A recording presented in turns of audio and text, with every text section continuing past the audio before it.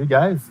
And thanks for being here, everyone. I hope you're all doing well, and I hope you're enjoying this event so far as well.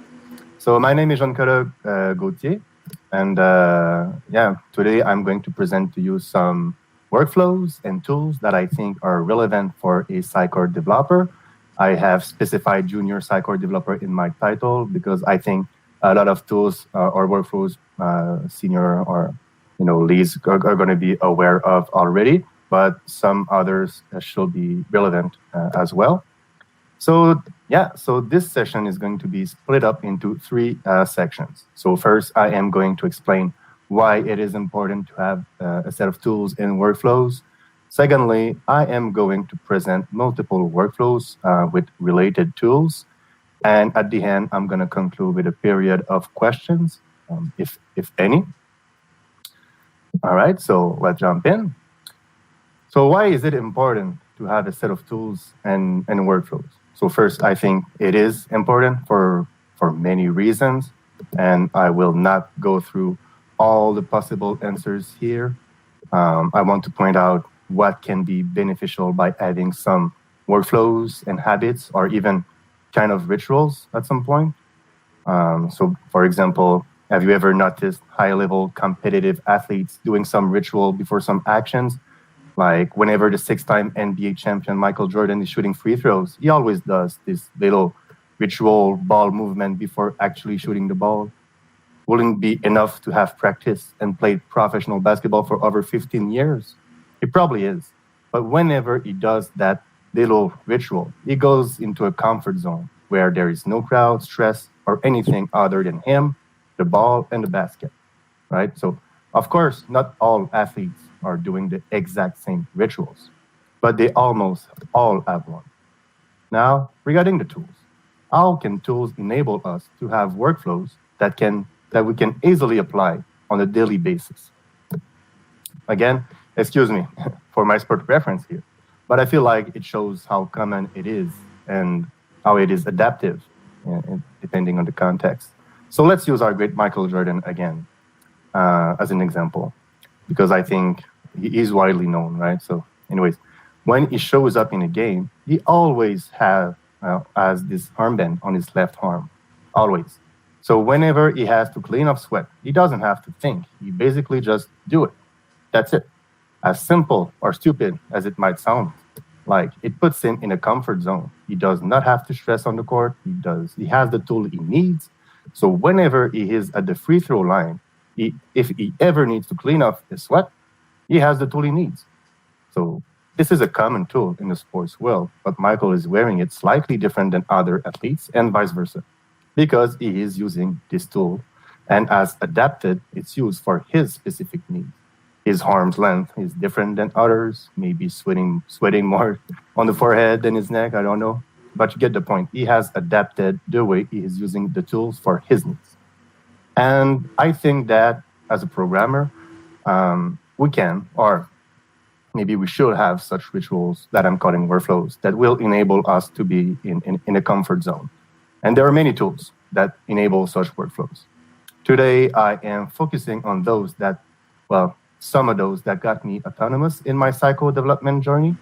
And yeah, but feel free to use different set of tools or workflows. And just like Mike, I have adapted my tools as well. We all have preferences.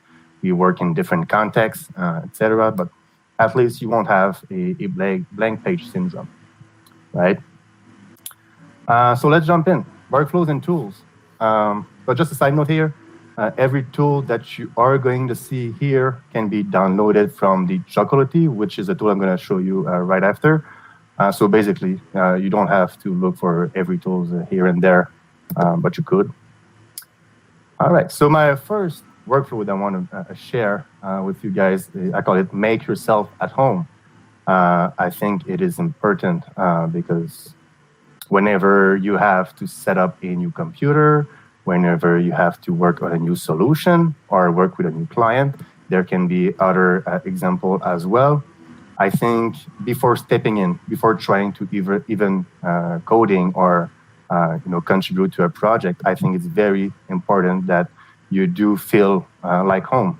like you have your base up and running in there before actually trying to start coding, right? So for that, I have a couple of tools that personally, when I have a new setup or a new solution that I use on a daily basis, maybe not daily basis, but new solution. The first is Chocolatey.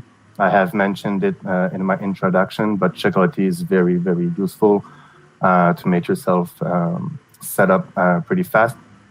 It is a package manager. Sorry, I'm going to take water. It is a package manager, just like the APT from Linux or let's say NPM from Node.js, but it is for Windows, and out of the box, Windows does not offer a package manager. So Chocolatey comes very handy. It's a CMD tool, so you can script it. So that's pretty useful as well. So if you have colleagues that needs whatever application and you want them to be set up and running real fast, you can share script as well. It is easy to install. It's pretty much one line of PowerShell that is offered on their website as well. And yeah, it's very cool because you can manage many of your application that way. Instead of finding URLs and finding out your good version, or sometimes updating can be a pain sometimes. With Chocolatey, you can just run choco install, and then you have your application. You can specify version as well. And if there's a new version and you want to upgrade, you can just run the choco upgrade with your application name as well. And that's the same way for uninstalling, right? So that's pretty useful. The other benefit that I think there is from that is we don't install third parties application. Sometimes you try to find one of your application or software, and while installing, it's offering you some third parties. We usually say no, but if you're in a hurry, you click next, I agree. You end up with some other third parties application that you didn't want in the beginning. So Chocolatey is very useful for that as well. The second tool that is very useful to make yourself feel at home for me is NVM, Node Version Manager. I'm pretty sure some of you, if not everybody, saw some build script using gulp.js with the Sitecore solution. So there's Node.js behind the scene, and you have to install Node.js. The installation of Node.js is pretty simple, and I am aware of that. But when installing Node.js and trying new version, there's some gap here in about the user-friendly thing. Using NVM, you can have many Node.js version. You don't have to worry about uninstalling and removing app data folder, etc. You just install the new version and you specify what version you want to use at a specific time, and there it is. So I think it's very useful if you want to do upgrades with Node.js, but you don't want to go too deep into that messy installation process that Node.js can offer if you want to upgrade it, because if you have to downgrade afterwards, it can be more hard than it sounds like. With NVM, you just use your newest version. If it's not working, you just use the previous version that you already have installed. And again, it's in a command line tool, so you can use NVM list, and it's gonna shows you like, yeah, it's I see the comments. Yeah, it is necessary. I really very very love that. So yeah, basically, while updating or testing, I think it's very very useful. Recently upgrading from Gulp 3.9 to 4, there was a lot of work to do behind that, and it was really handy. So that's it for NVM. The last one is it's a small application. I threw it in there because why not? But I'm in love with it, actually. It's called Lock Hunter. It's pretty easy to install as well. It is a big time saver, and I'm going to tell you why. How many times Windows user has faced a situation where a process, some mysterious process, is blocking you from doing some action on a folder or a given file? And we usually have many tabs, many IDE open. We have Visual Studio Code, we have Git Bash, we have a lot of stuff. And we're all wondering which one is blocking my file to be deleted or moved away, right? And we sometimes end up closing like all of them, and we're losing time.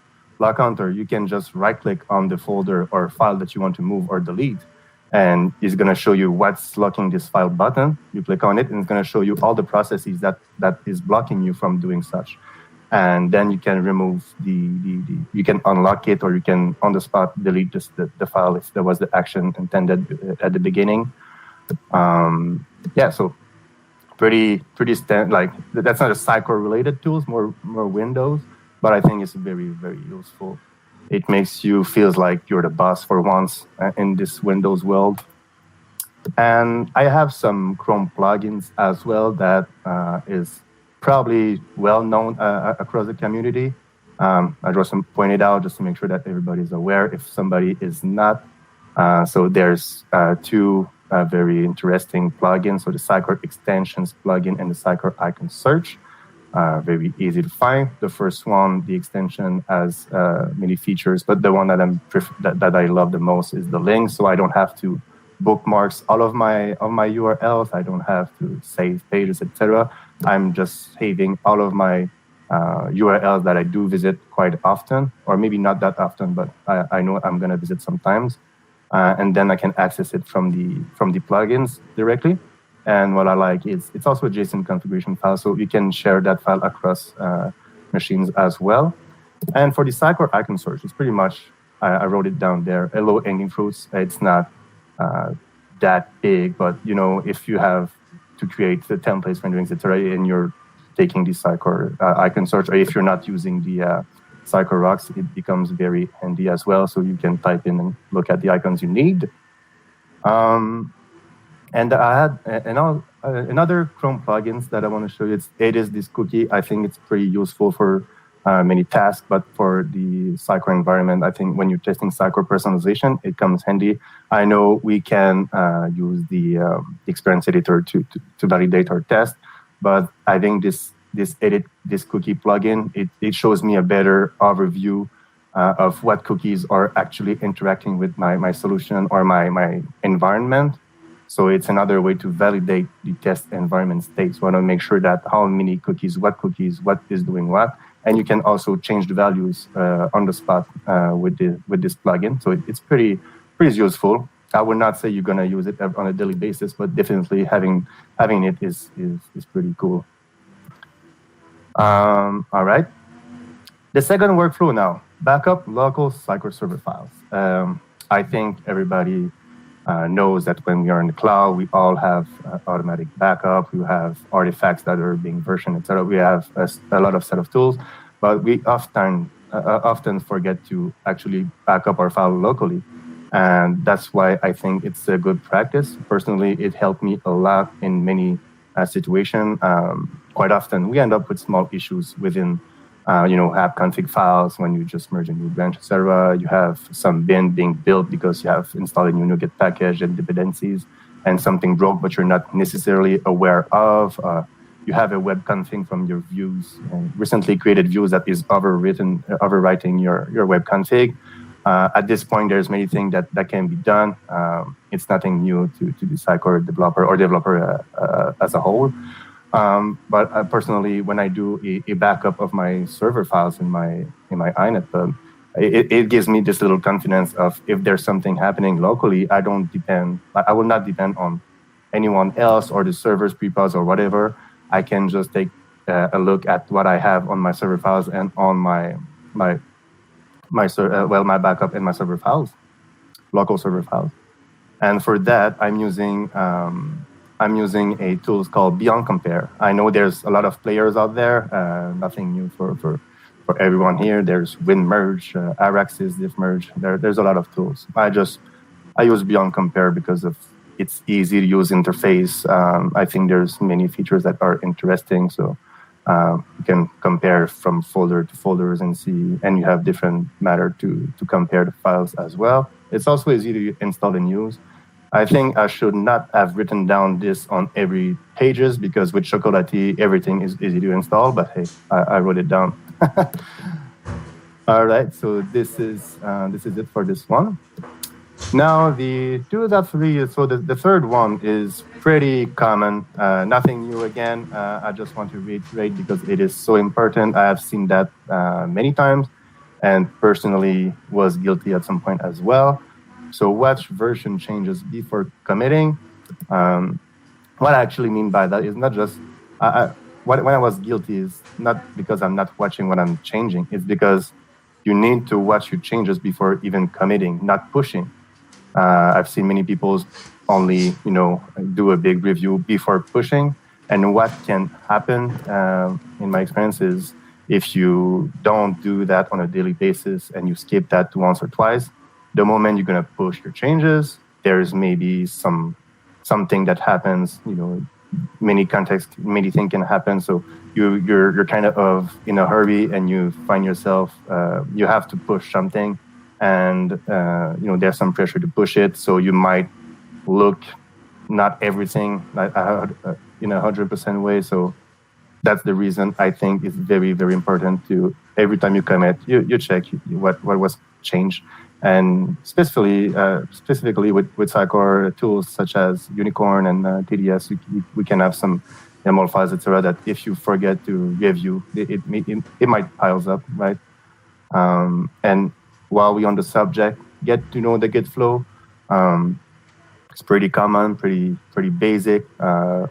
Depending on the company solution and context, you can adapt it, but at least you have the picture of how it should be done, and you won't get any surprise, and you can ask questions or comments the actual Git flow in place, just to make sure that everybody is on the same page.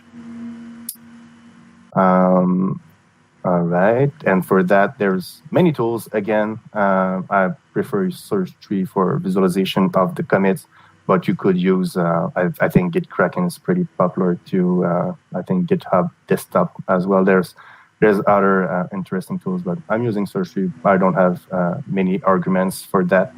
But basically, I'm only using it for diff merge. So I'm just looking at the differences. But any basic command, I will use the Git command. And I will also recommend at least trying to play around with Git tool, just so you know what happens behind the scene.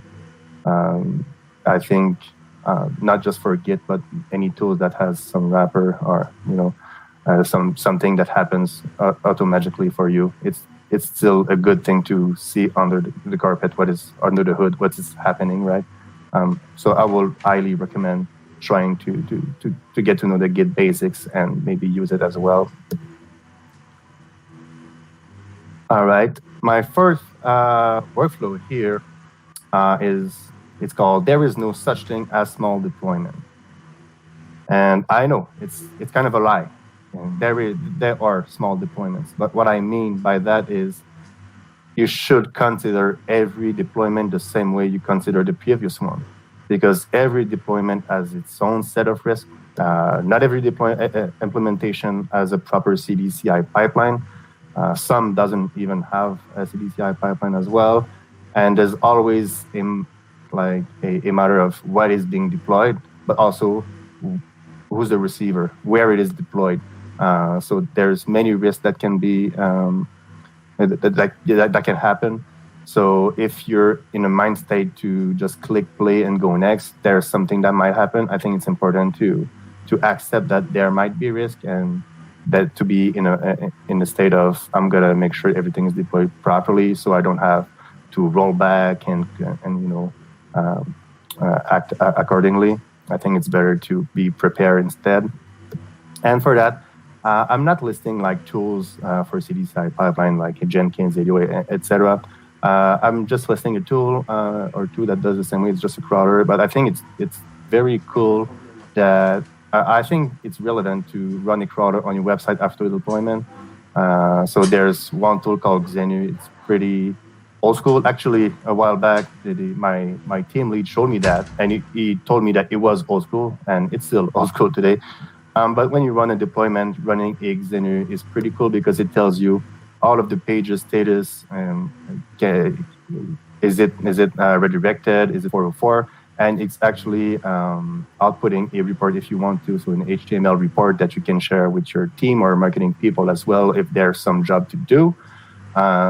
It also gives you a big picture of how the deployment went, because if you have many issue with many pages, maybe something's wrong, right? So it's something cool. And personally, I've been using GS Crawler. It's Node modules. I like this one better at some, depending on the context, but this one can be scripted, so it can be implemented within a build script. So before even going into the CDI pipeline, you can test it locally. And so in your build script, you can run it and to make sure that locally all of your instances, pages are as expected, up and running. So that's pretty cool. The other tools that I mentioned below, release notes, is not that much of a tool. It's just a matter of, it goes with being ready when you deploy it. Release notes is if you're using Java, Trello, or I don't know, Asana, whatever, make a list of the tasks that are being deployed, so you're aware, you have a big picture of what is being deployed. And so if anything happened, you can point out easily what happened, or kind of easily. Yeah, I think that's it for my release notes comment. Now, this one, if there's a bug, there is a log. And I think it's very, very accurate, because I'm going to talk more about my personal experience. But when I first started as a developer a while back, I wasn't a big fan of logs. Not because I don't have really good arguments. I think I just hated the looks and, all the timestamp, everything here and there. And you feel like you're just reading, you're trying to find some small answers in a big pack of information. So it's kind of hard. But at the end of the day, there's so many relevant information in logs. So if anything's happened, if there's a bug, you want to take a look at the logs. The more services, the more apps you have, the more complicated it can be. There are tools that can help you out with that. But I'm focusing here just with just logs locally, and I'm not the whole how to validate, etc. Just logs. So the first thing I want to point out is you should not ask a question if you haven't taken a look at logs first.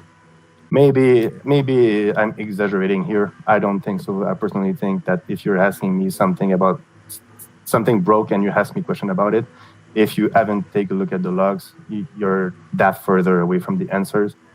So I would prefer you to take a look at the logs, and then when you have better or more information, we are that much closer to a solution or to the understanding of what happened. The other thing I point out is if there are no logs, you get an extra bug to fix. Maybe not, maybe it is, but it's also a matter of you should take a look at if something broke, if there's no logs. It may be more application related, but there should be logs somewhere, somehow, and we should have tools to make it happen at the same place. But there will be a whole discussion around that. It could be a presentation on that as a whole. Yeah, so now the tool that I'm using for that is Beartail. I think there's many log viewers, but the point here is do not use a Notepad++ to check out your logs, because that way you're definitely gonna hate finding out your information here. Beartail is very fun to use. I wrote it down. I'm not kidding. It's very fun to use because it makes logs very meaningful. It's free, easy to use, and basically it's the highlighting tools with it that comes with it that is very interesting. So if anything broke and you have a logs that's and you know that's some services, or if you think it's one application from Sitecore or XConnect, whatever, you can literally write down a string and tell the tool what color you want that kind of string to be highlighted with. And then you can scroll down the whole thing and see, oh, that's blue, that's XConnect. And then you can, try to define some relevant information about that one particular information. So it makes it very easy to look for information. And it's a time saver. In my experience, it saved many, many hours. All right, now I am going to present you the real-time mobile testing with ngrok. I said real-time mobile testing with ngrok, but there's many other things that can be done with that tool. So what I mean here is, what I want to present, what I show you guys is it happens often more in a front-end or integrator perspective that you did A, B, C's, you did some components, and it has been tested on your desktop. And then there's always this part that every integrator and front-end has to go validate is how it does look, how it looks like on a mobile device, right? But there's many tools like Browser Stack, and that can use they can use a virtual machine to show you like what it looks like, and they actually have, I think, some real hardware there. But it can be expensive at some point too if you have a license for that, and there's a limitation on how many tests can be run, etc. But if you are going into a CI automation pipeline with end-to-end testing, that's probably a better tool. But what I'm going to show you here is locally, there's a way for free to actually make, to develop, like you have developing component and you want to show it or test it on your mobile device that you have in your pocket. It is possible with those tools. And I think we should always test it just to make sure that it does the job we think it does on an iPhone, on the tablets, whatever. And there's also, I'm adding this point here because there's flexibility on what you can actually do with it. The first time I saw that in action a couple of years ago, colleagues of mine was using that tool to share what he did on his machine with other colleagues, so he could rapidly, without merging pull requests or whatever, he could just rapidly show what he did on his machine to others. And so yeah, there's a lot of possibilities with that tool. That's one thing that I really like with it. And for that tools, it's more of a set of tools. I'm using Browser Sync and ngrok. So Browser Sync, I've put down the description from the website. But basically, what I'm using Browser Sync for is for creating a proxy on my local website, and then I'm using ngrok to expose it in a HTTP tunnel as well. So with those two tools, what I can do is I can have whatever I want on my local machine, and I can expose it and share the links to anyone. And that's why I say it's flexible in what you can actually do, because that links, then you can do whatever you want with. You could run some tests here and there, or what I'm doing here, and what I think it's useful for is I'm taking that URL and I'm using it on my phone, and I can actually live test on my mobile what it looks like. Is it complicated? It is not complicated. But there's a small setup that needs to be done before. So basically, it's a Node.js module. So you have to install globally Browser Sync, and then you have to create a free ngrok account. You go on their website, you create an account. It's free. After, you have to download ngrok, and that's basically the executable. That's it. And with that executable, you can run ngrok command line on the spot. What I usually do is I also add the executable path into my environment variables, so that way I can use it everywhere. And then on your ngrok's account page, when you have created your account, they give you your long token. You grab this token, and then you just authenticate yourself in a CMD, so ngrok also can with your token, and then you're good to go. So that's just it's not the hard part, it's just some step that needs to be done before you can do it. When it's done, it's even simpler. You just have to run Browser Sync on your website, and then you can copy the IP address that Browser Sync gave to you. And when you have this IP address, you take ngrok and you create a tunnel on this IP. It's going to give you another IP on HTTPS, and you grab this URL and you can use it to do whatever you want, right? I just wanted to show you in action, because I think it's a pretty nice tool here. But for that, I will need to show another screen. If you give me a little minute to set this up real quick.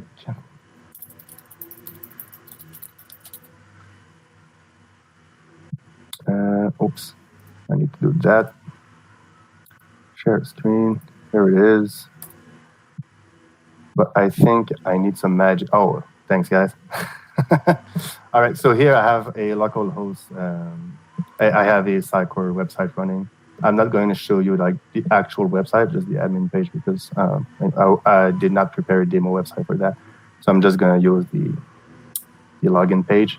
So what is going to be done? So first, like I said, I have to run a browser sync command. I'm not going through the installation step because I've already installed it.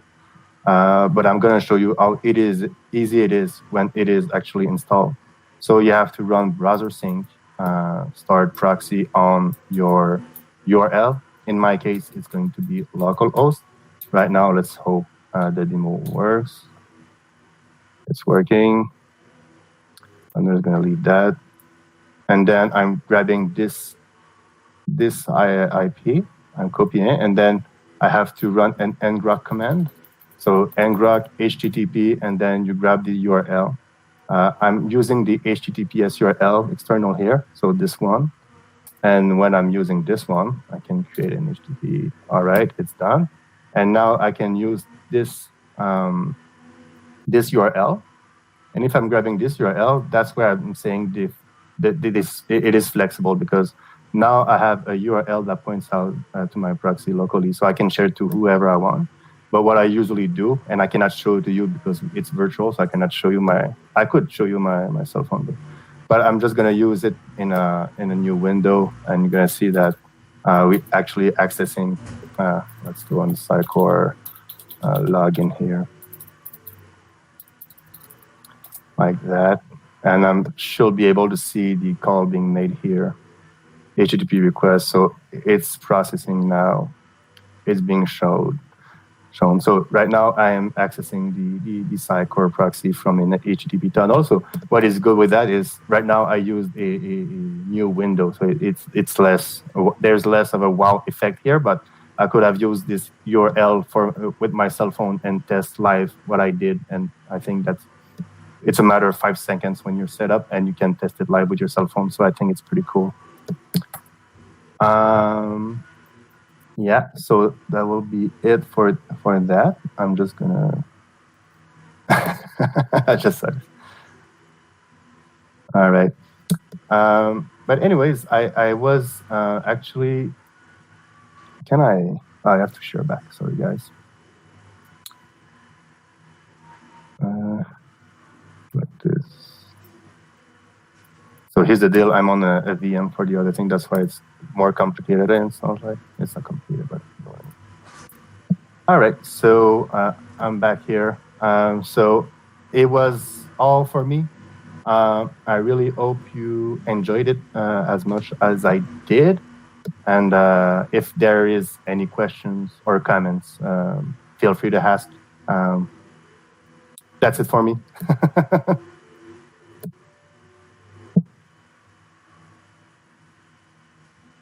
Right. Let's see. Hey, yeah, thanks, Jean-Nicolas. That was great. It was good to see you go through lots of different tooling. Yeah, I think trying to find some of these things is initially a bit of a hunt, right? to come up. Yeah.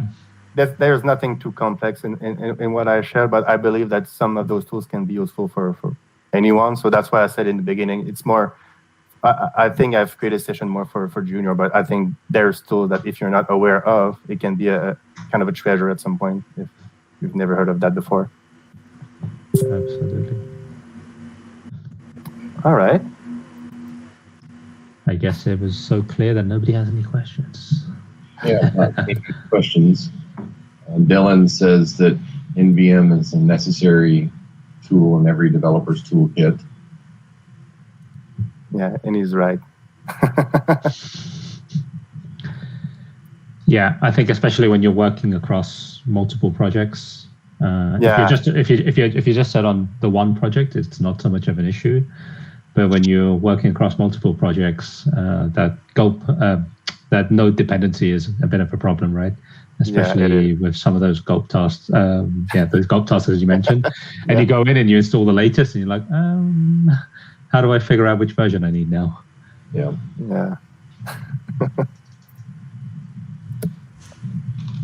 All right. Well, if there's no question or comments, I think it's it's all good, all said and done for me. I really enjoyed that, by the way, and I hope that you all doing well during these, or let's say, weird times. I hope you find ways to be healthy and you find ways to take care of your loved ones. I just want to drop that right here when I have the occasion. Make a call to the people you love. You never know. Absolutely. All right. Thanks for your presentation, and speak to you soon. All right. Thank you, guys. Take care. Thanks. Bye bye. Now is the time for solidarity in the face of this threat to all of humanity.